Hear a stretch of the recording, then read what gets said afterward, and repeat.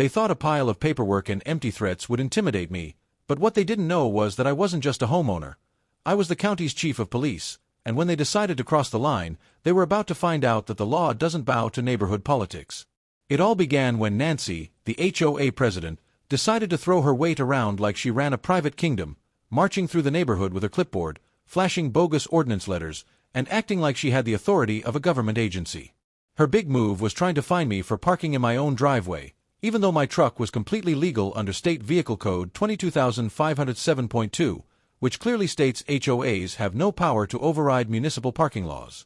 When I refused to hand over a dime, Nancy doubled down and showed up at my door with two guys in polos calling themselves HOA compliance officers, flashing cheap badges that looked like they were printed at an office store, and then one of them said, "Sir, if you don't comply, we'll have to arrest you for violating HOA code." That was the first red flag because HOAs don't make arrests. Only sworn law enforcement officers do under State Penal Code 830.1.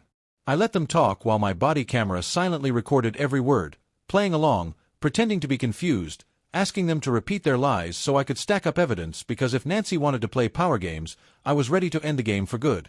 The next day, it escalated even more. A marked security vehicle rolled into my driveway with amber lights flashing like they were on an official mission, and the same two men stepped out holding plastic zip ties like they were about to take me in.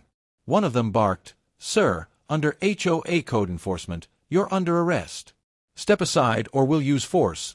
And I almost laughed in his face because there's no such thing as HOA code enforcement, and impersonating a peace officer is a federal crime under Title 18, U.S. Code 912, which means these clowns weren't just bluffing, they were committing a felony on my property. I raised my hand slowly, acting like I was going to cooperate, and said, all right, but the second they reached for me, my training kicked in. I grabbed the first man's wrist, twisted, and dropped him to the ground before he knew what hit him, his knee popping out of place with a sickening snap, leaving him screaming in agony while his partner lunged at me with zip ties, and I hooked his ankle and sent him crashing face first onto the pavement, his knee dislocating on impact, leaving both of them crawling and moaning in pain, begging me not to hit them again. I didn't need to, they were finished. That's when I pulled out my real badge, the one issued by the county, crouched down next to them, and said calmly, "You just impersonated peace officers, trespassed, and attempted an unlawful detention. That's prison time." Their faces went pale, all that fake authority gone in an instant.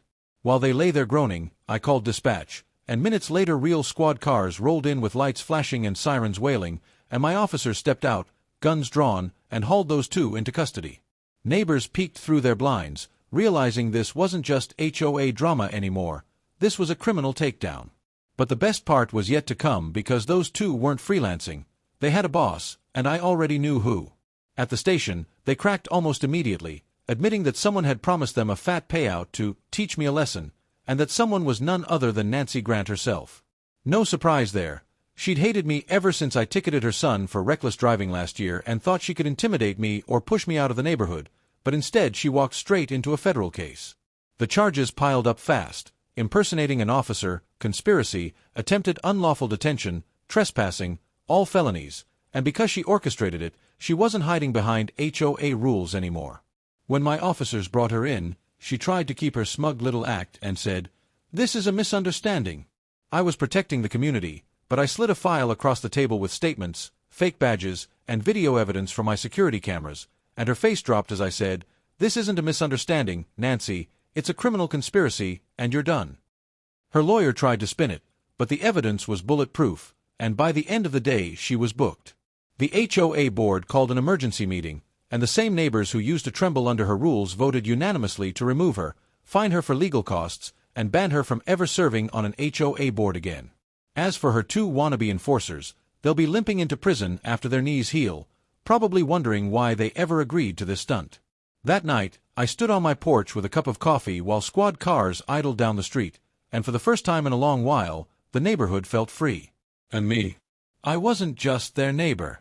I was their chief of police, and that's how the HOA learned the hard way. When you send fake cops after me, you don't just lose your power, you lose everything.